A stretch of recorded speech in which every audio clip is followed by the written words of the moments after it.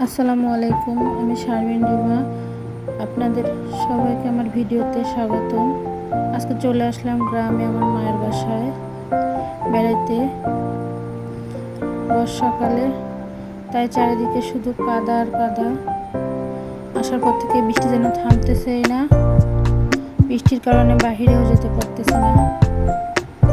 তারপরেও বাবার বাড়ি বলে কথা, সবার সাথে দেখা সাক্ষাৎ না করলে মন খারাপ করে, তাই একটু বাইরে যাচ্ছি সবার সাথে দেখা করতে।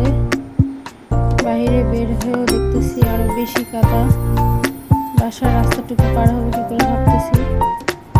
আস্তে আস্তে কাদা পার করার চেষ্টা করতেছি। কাদার ভিতরে পা দিলে পাটা পিছলায় যাচ্ছে, স্লিপ কাটে। চেষ্টা করছি যাতে কাদাটা পার করতে পারি খুব তাড়াতাড়ি। এতো বাইরে চলে আসলাম, এসে দেখতেছি আরো বেশি কাদা। মনে হচ্ছে কাদার মাঝখানে আমি আটকে গেছি। এখন কাদা পার করে মেন রাস্তার দিকে যাচ্ছি। ওটা মেন রাস্তা, পাকা। রাস্তায় উঠলে আর কাদা থাকবে না।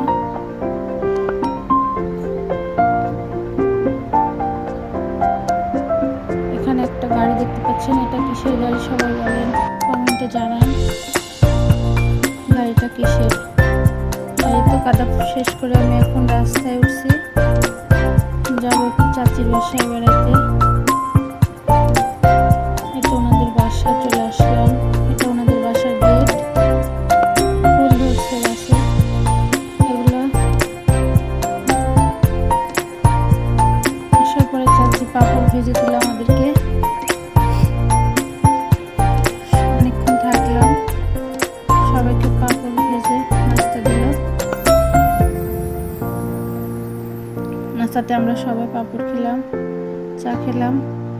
তারপরে সারা সন্ধ্যা ওখানে পার করে আবার বাড়ি চলে আসলাম সবাই।